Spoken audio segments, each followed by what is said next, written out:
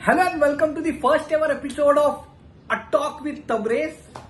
I'm delighted to introduce my distinguished guest of today, who is a public speaker, a corporate trainer, a district champion in evaluation and humorous speeches of Toastmasters, but above all, a wonderful human being from whom you can learn how to speak well.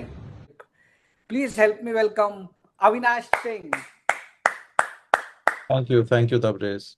Avinash sir, when I was thinking about this talk show, since I create content around speaking and writing, the first person that came to mind was you.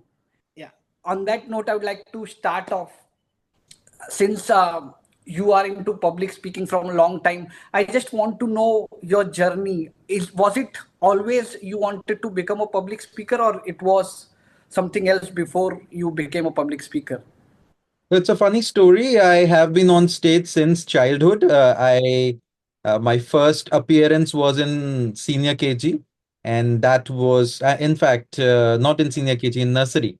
And since then, I have been on stage. Uh, I was good in studies academically, so my teachers pushed me on stage, and I did a lot of elocution competitions in my childhood, all through my academic life.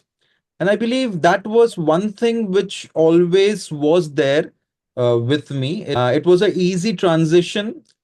After I graduated, there was around a 12-year gap between I restarting my public speaking journey. Till then, I was working as a trainer, as a coach. However, the public speaking started with Toastmasters again, and I am glad that it started. And it's been the past 8 years has been very fruitful. Amazing, amazing. The first question which I would like to ask you as a corporate trainer, we have got the latest disruption, which is Chat GPT. It generates response in 5 to 10 seconds. In that scenario, how do you catch up as a human being or as a speaker? How do you make you yourself stand out from others? Now, ChatGPT tries to find out the best solution. So it is a very important tool in today's day and age. If you want to stand out as a speaker, I believe your own personal stories, your own journey will inspire people more than getting something from outside. Now, I have always found out that when I hear personal stories, some personal anecdote, it really engages me much more than something which I might have heard.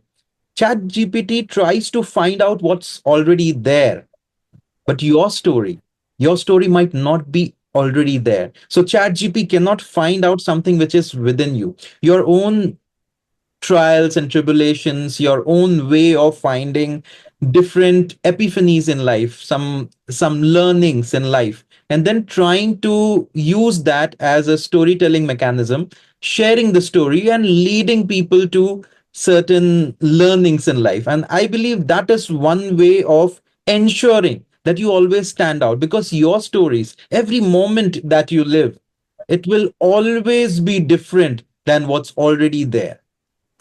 Amazing, amazing. So stories are something which will always remain unique to the USP of humankind. That's what I also feel in my limited knowledge. Right, sir?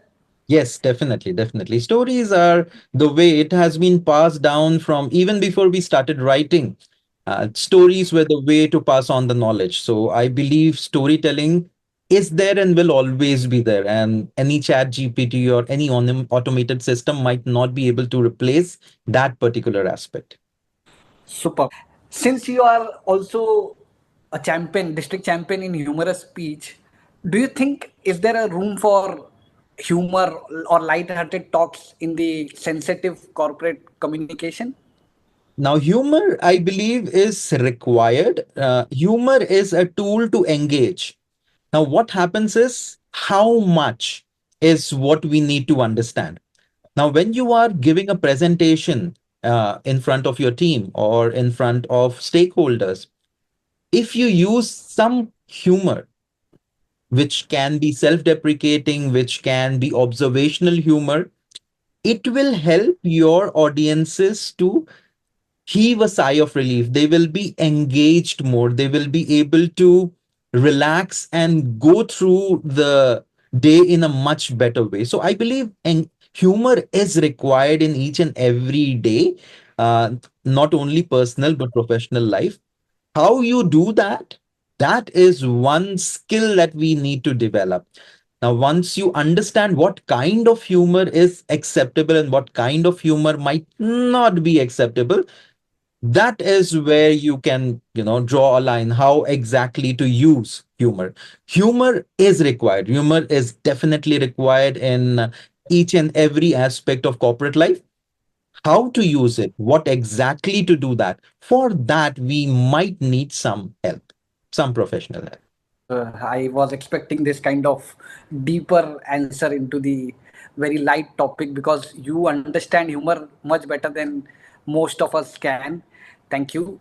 My next question would be to you is, how can we make corporate presentations better, since we are in this world of every every second day we go to the conference room in the office and we discuss something, we present something, we brainstorm something. How do we make it better? So one thing is the duration that you need in order to understand what is it that you want to present and how much time will it take and how much time are you allocated. So that is the first thing that you look at when you are thinking about presentation. The second aspect is who is there. Okay, who is your audience, right? So is it your subordinates, your team members? Are you presenting an idea, or is it a stakeholder where you want permission to do something? Yeah. So you will need to understand your audience also and what kind of presentation you need to work upon. The third thing is the tool, right? If you're using PowerPoint presentation, now we have a tendency to put everything on PowerPoint, but PowerPoint is not the presentation in itself, it's a visual aid. So, how can it aid you to deliver your presentation in a much better way? It should be precise, concise. There should not be a lot of text. More images will help you rather than a lot of text. So that is something which we will need to always understand that okay, the visual cues are good, are uh, impactful, they are catchy, but they don't have a lot of text, because the text, the words should come from you. You are the presentation. That's what DJ Phillips always said. He started with the death by PowerPoint, and I am a great fan of that person. So if you have time, go look at that particular TEDx talk where he talks about death by PowerPoint, and there are some nice ways in order to create good visual aids. And finally, you as a presenter, now, you as a presenter can go ahead and work towards different aspects of how you will engage the audience. The first point is to catch the audience's attention. And here, as we started Tabrez, we started with storytelling. Business storytelling is something which we can use in presentations. Once we start with business storytelling, something related to what you are going to say today, and trying to tie it up to the whole presentation is something which we start with, and then slowly and gradually have a conversational way of going about presenting it. So I believe if you are adept with all these things, you know what the duration is, you know who the stakeholders, who your audience is, you know how to create good visual aids, and then eventually how you go ahead and use business storytelling and tie it up by engaging your audience and having a conversational way of presenting. I believe you will have, every time you are on stage, you will always have an impactful presentation. Thank you. Yes, I agree, completely agree with you, and I'll try to follow as much as you mentioned about it. And now, my next question would be, every year, graduates and MBAs join the corporate workforce. If you have to give them an advice, what would that advice be? One advice I feel is the communication aspect of how to communicate, the interpersonal communication and public speaking, if you may. People feel that English language or any language is the precursor to a good communication. But I believe your overall being, your body language, your vocal variety, how you interact is more important than just the words. So it's not only what you say, but how you say it. So I feel that whoever is graduating, if you have not yet gone on the journey of improving your communication skills, that is one place where you can start. And once you improve your communication and keep upskilling. Now, I always discovered that I will always be a lifelong learner. So keep on learning, keep on upgrading. The 21st century is changing quickly. Things are getting redundant and yeah, they are not no more useful, right? So we will need to keep on upskilling and upgrading. So the learning way of going about life, being a lifelong learner and always working on your communication skills. I believe if you focus on these two things, from the very beginning, from the inception of your corporate career, I believe you will have more success than any one of us who had that particular success. Yes, rightly said. I just would like to add something my idol Harsha Bogle said. He said 21st century unemployed person is not the person who cannot read and write, but the person who cannot learn. So that's what I would like to wanted to add to your point. Yeah, Great. that One last. particular quote was by Alvin Toffler. Alvin Toffler said the uh, the illiterate of the 21st century will not be someone who cannot read or write, but who will be someone who cannot learn, unlearn, and relearn. So that was Alvin Toffler's, or Alvin Toffler, however you want to pronounce it. Uh, uh, he said that, and of course, Harsha Bogle is one person who I really admire. So yes, of course, he used that particular quote, and I truly agree with this particular thing that we have to keep on learning, unlearning, and relearning all through our life in order to be successful in today's world. Yeah, thank you for quoting the original author. We, in the fast-paced world, we do not give credit to the real people who actually the innovators of the quote. So thank you for mentioning the original person. Now, one last question before we move on to the second segment, and this question is a little bit of personal question. There are days when I speak English fluently, confidently, and words come without any efforts. But there are days where the words don't come at all. For example, today I am starting this new talk show and I am completely nervous. The word I'm looking for words.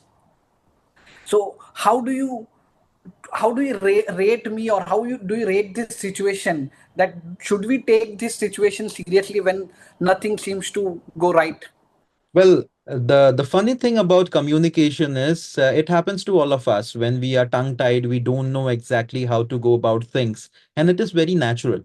The best idea is don't take yourself too seriously. The communication part is where you try and string sentences together, but the real communication is through your expressions, through your gestures, through your body language, how exactly you are feeling about it. I believe that acknowledge what you are feeling within yourself. Don't acknowledge in front of the audience, or they will keep on telling, "Oh, Tabriz is nervous."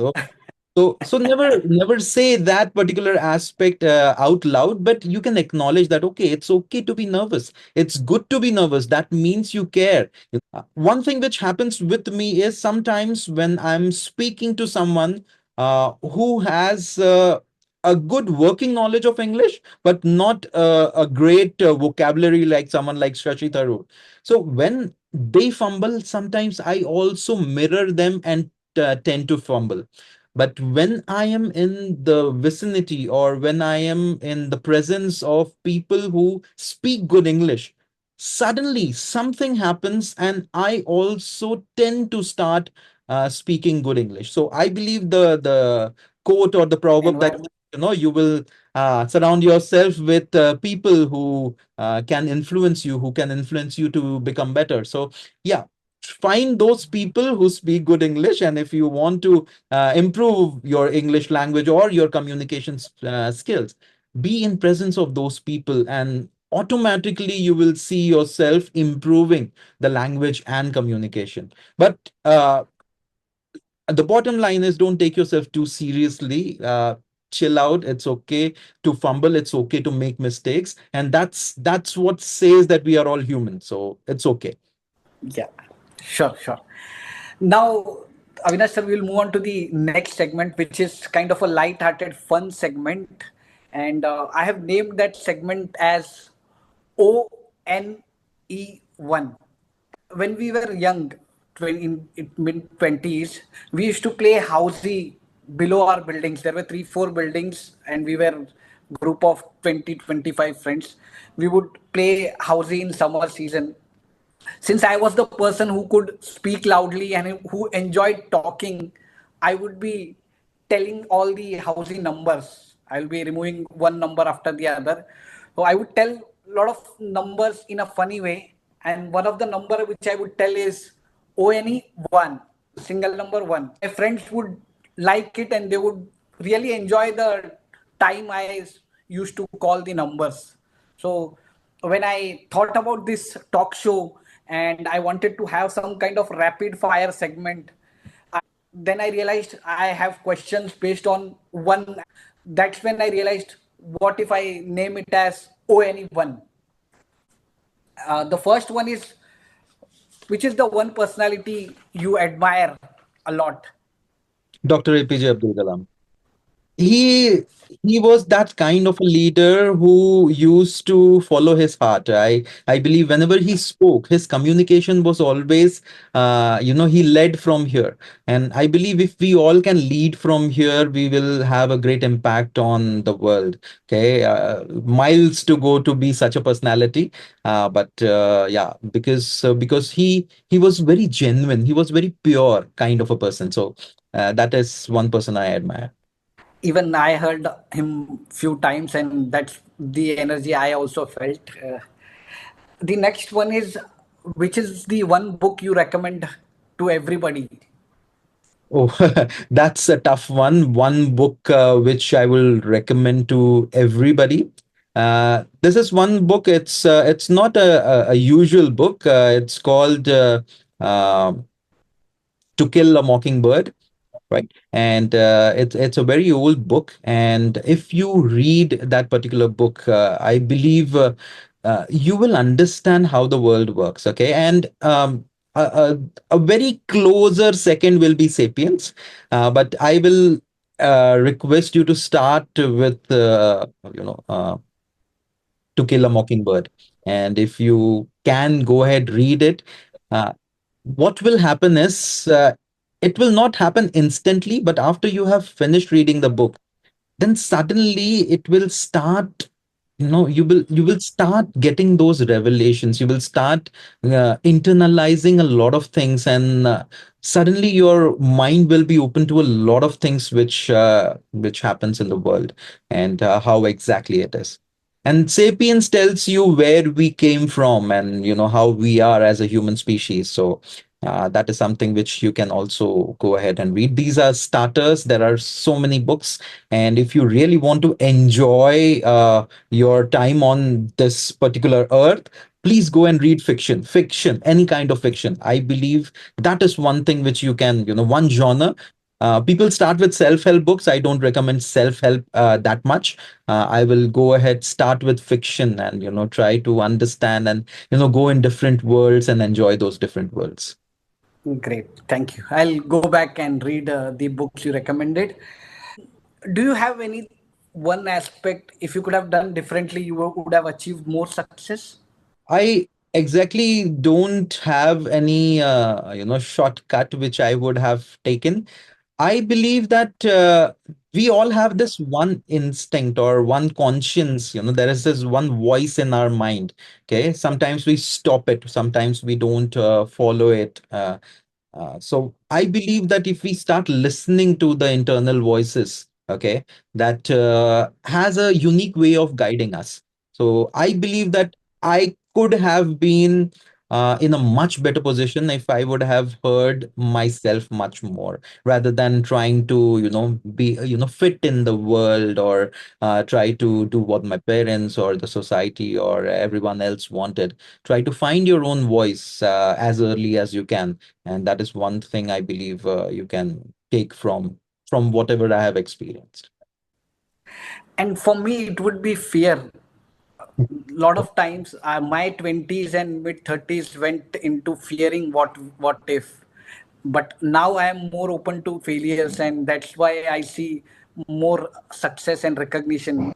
But in 20s it went into, I would get scared of trying anything new. That's what I would say. I totally agree. Quickly, yeah, thank you. Quickly, last two things. One would be, are there any gray areas? See, the one thing which I have understood in my corporate stints, I used to be an employee, and then I started my own firm where I now consult and I train and I coach. One thing I have understood, that there is an unwritten rule that people expect you to take the initiative. Okay. And if you go ahead and try and ask your manager, should I do this? Instead of that, if you go on saying that, okay, I want to do this. Do you think I can go ahead and try this out? It will be a much better way to go ahead, try new things, achieve great things. So nobody will tell you that, okay, you go and do that. You have a set number of tasks that you have to achieve every day. But if you can take more initiatives, you will grow leaps and bounds. And people know this. This is a very, very known factor, but it is not something which is precisely said. They share the job description with you. They share the roles and responsibilities. They share the meet expectations, but they expect you to exceed those expectations. And the only way to exceed expectations in corporate life is to take initiatives, go with what you can do better, what can you do more in the time that you have given in the corporate world. So that is something I believe is something which is not very apparent, but it is there. Thank you. So one last thing I would want, the pitch. You are a corporate consultant, so just if you can give a 1 minute pitch, what you offer. My name is Avinash Singh. I've started my own proprietorship called Training Influence, and here I offer soft skills training. I go into behavioral aspects. My main idea or main target is improving your own personality. So I work in three different aspects. The one is the appearance. How do you look?